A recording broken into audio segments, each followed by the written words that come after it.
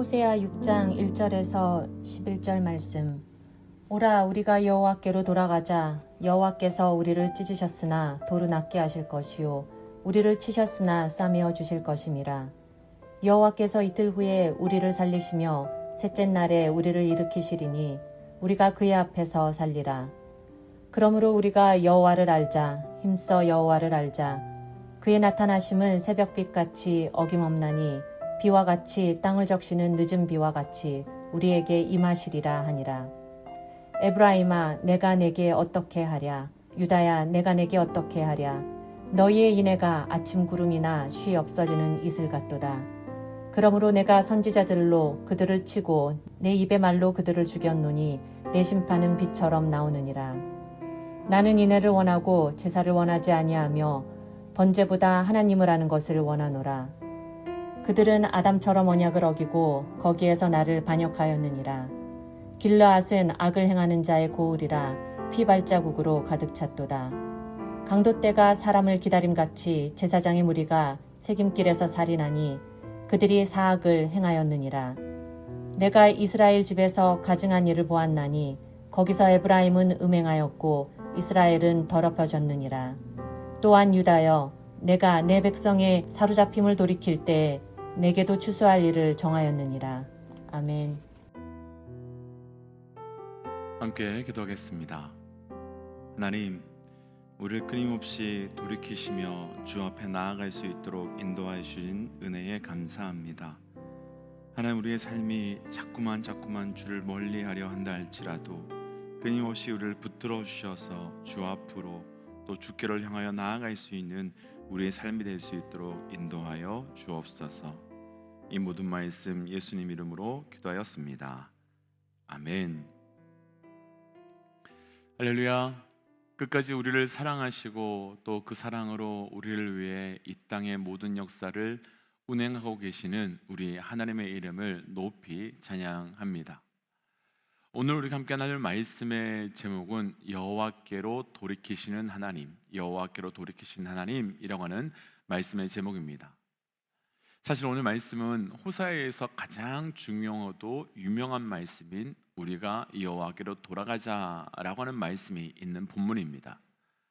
그런데 정확한 표현으로 이 말씀을 풀어본다면 우리가 여호와께로 돌아가는 것이 아니라 여호와께서 우리를 돌이켜 주시는 것이고, 그래서 우리가 여호와께로 갈 수 있게 되는 것입니다.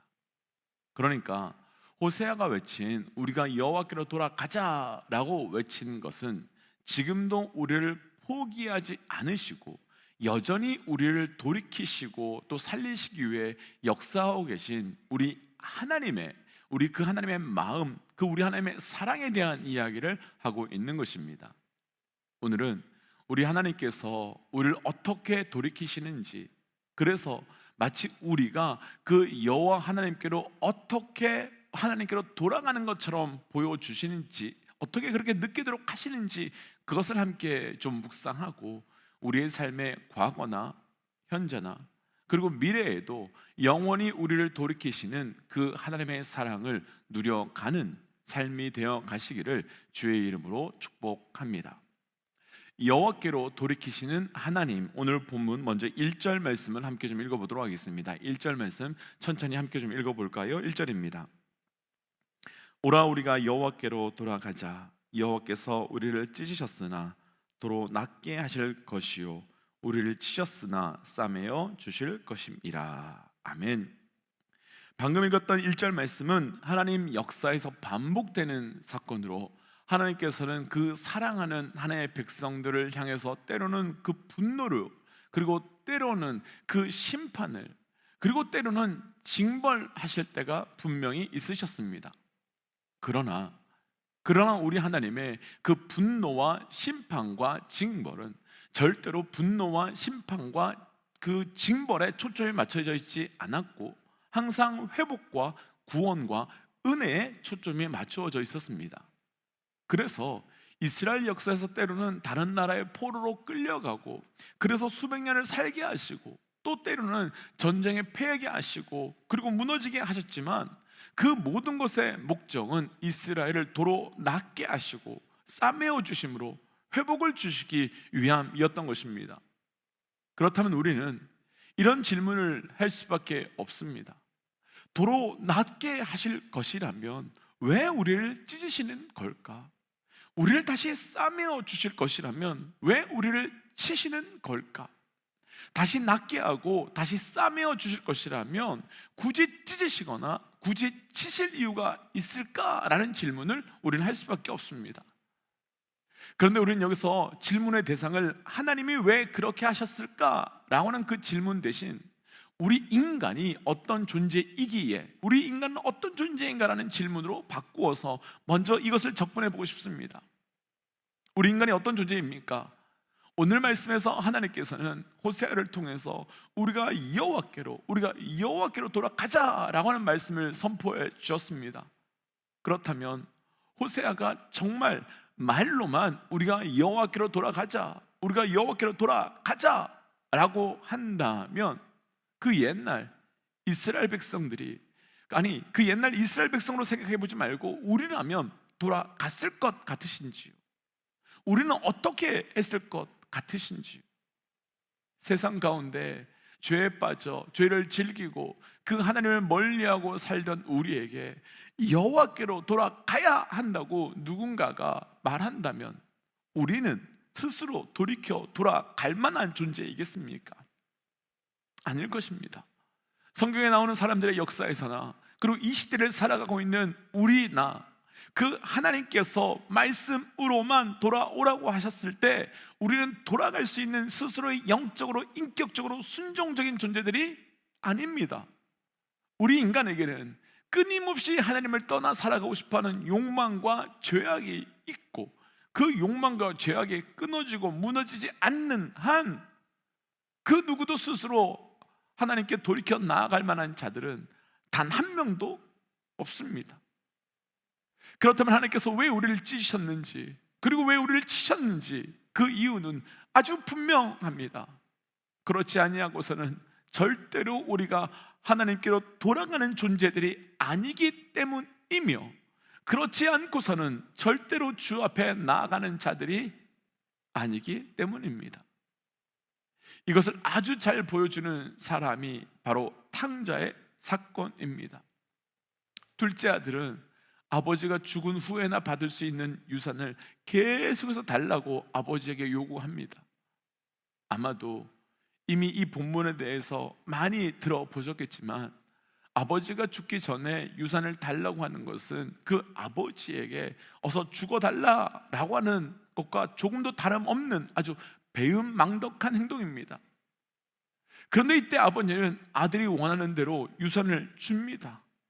분명 아들이 그 유산을 가지고 가면 흥청망청 다 쓸 것을 알고 있었을 테지만 그럼에도 불구하고 줍니다. 그런데 아들은 그 아버지의 모든 재산을 흥청망청 다 쓰고 난 다음에 돼지 지엄나무 열매를 먹다가 차라리 아버지의 집으로 가서 내가 종으로 사는 것이 낫겠다 하며 아버지의 집으로 돌아갑니다. 그런데 이때 아버지는 아들이 멀리서 달려오는 것을 보고 향하여 달려가고 아들을 품어버립니다. 그렇게 품어버린 이유가 있습니다. 당시 아버지가 살아있음에도 불구하고 아버지의 유산을 챙겨서 떠난 아들은 그 율법을 어긴 자로 치부되어서 그런 아들은 돌에 맞아 죽는 법이 있었기 때문입니다. 근데 다만 예의가 있었습니다. 아버지가 그 아들을 품어버리면 그 누구도 돌을 던질 수 없게 되는데 탕자의 비유에서 이때 아버지가 아들을 품어주신 것입니다. 그럼 그것을 경험한 아들은 이후에 어떻게 살게 되었겠습니까? 무엇을 위해 살아가는 자가 되었겠습니까? 그때부터 이 아들은 아버지가 내게 어떤 존재이며 아버지가 내게 준 사랑이 무엇인지 아주 분명하고도 명확하게 알게 되었을 것입니다. 그렇다면 아버지는 왜 아들이 유산을 가지고 가면 흥청망청 다 써버릴 것을 알면서도 다 주어서 내어 보냈겠습니까? 아버지는 오늘 말씀으로 한다면 본질적으로 낫게 하시기 위함이며 그리고 다시 싸매어 주시기 위함이며 때문에 아버지는 그렇게 아들을 내어보낼 수 있었던 것입니다. 그런 사건이 없었다면 아들은 자신이 어떤 존재인지 알 수 있었겠습니까? 그런 사건이 없었다면 아들은 아버지가 어떤 분인지 온전히 고백하고 경험할 수 있었겠습니까? 아니었을 겁니다. 우리 하나님께서 그렇게 하신 본질적 이유는 단 하나, 바로 우리를 돌아오도록 하시기 위함이며, 돌아온 것도 단순히 몸만 돌아오는 것이 아니라 마음도 영도 완전히 돌아와서 아버지 앞에 나아가도록 하기 위함인 것입니다. 우리가 오해하지 말아야 할 것은, 돌아온다는 것은 육체의 돌아옴이 절대 아닙니다. 말라기 말씀에서 하나님께서는 백성들에게 너희가 왜 내게 예배하지 아니하느냐라고 책망하며 물으셨습니다. 그때 백성들은 무슨 말입니까? 우리가 얼마나 열심히 최선을 다해서 예배를 드렸는데 예배를 드리지 않았다라고 하십니까? 그러면서 오히려 하나님께 따져들었습니다. 그때 하나님께서 하신 말씀은 너희가 드린 제사의 예물은 눈멀고 병든 것들이며 중심의 예배가 아니었다라고 말씀하시지요. 이것을 그대로 우리에게 적용해 본다면 우리는 다 예수 믿는 자로 교회에 있고 믿음 안에 있다라고 할 수 있습니다. 그런데 하나님께서 진짜 돌이키시고 돌아오게 하시려고 하는 것은 우리의 육체, 우리의 몸이 여기 있는 것뿐만 아니라 우리의 중심, 우리의 마음의 중심이 돌아오기를 원하시고, 그래서 찢으시고 치시는 것입니다. 혹 지금 우리 가운데 하나님의 치시고 찢으시는 것 같은 시간을 보내시고 계신 분들이 계시다면 단순히 육체의 돌이킴에서 멈추는 것이 아니라 우리의 중심의 돌이킴, 우리 마음의 돌이킴의 은혜와 결단이 있으시기를 주의 이름으로 축복하며 도전합니다.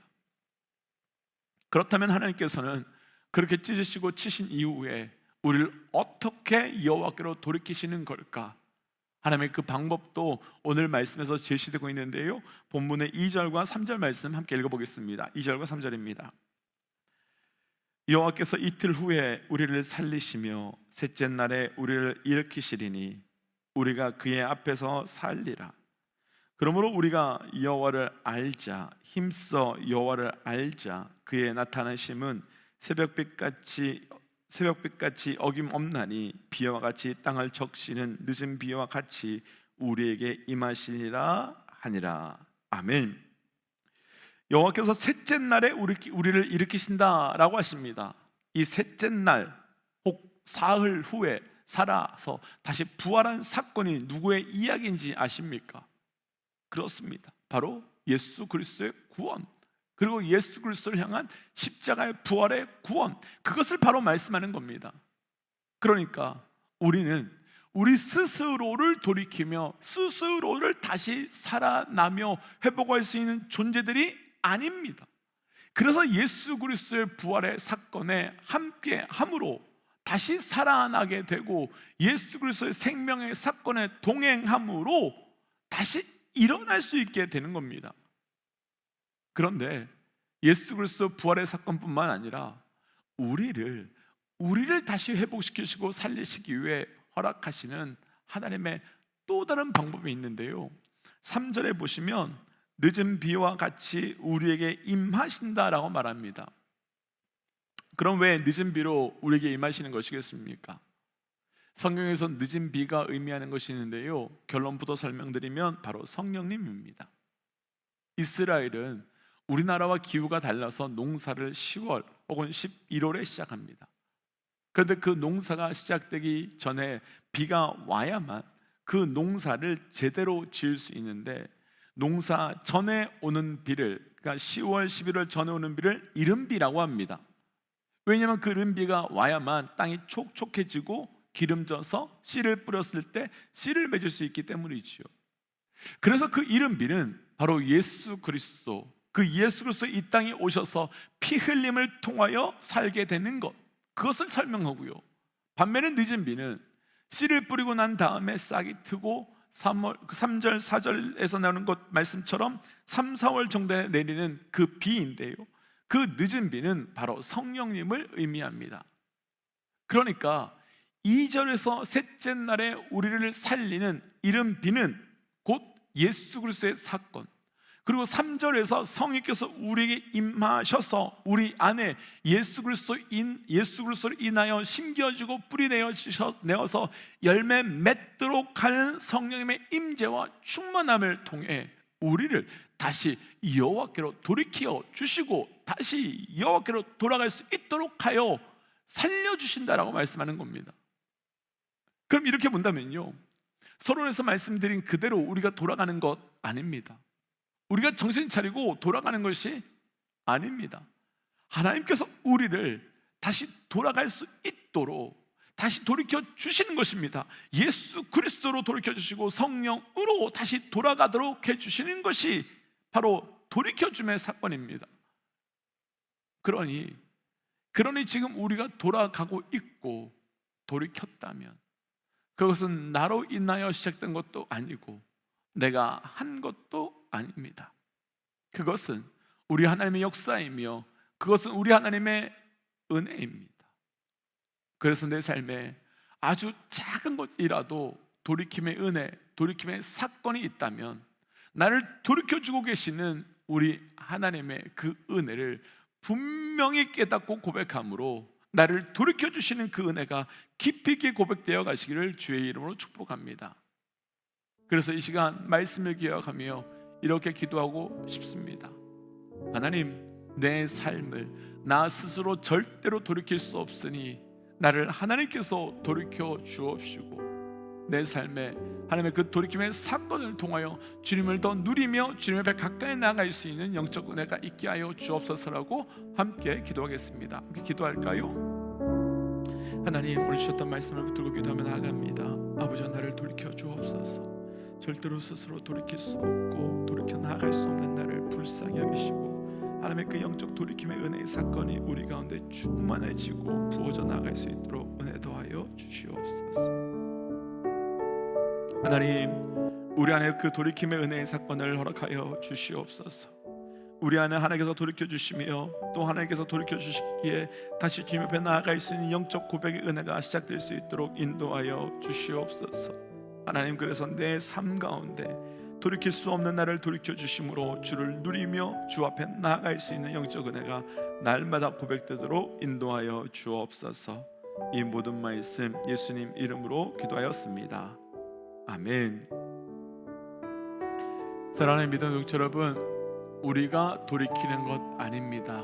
그분이 돌이켜 주시는 것입니다. 오늘 하루가 바로 그런 하루 되시기를 주의 이름으로 축복합니다. 함께 선포하고 삶의 자리로 또 기도의 자리로 나아가지요. 함께 선포하겠습니다. 하나님은 살아계십니다.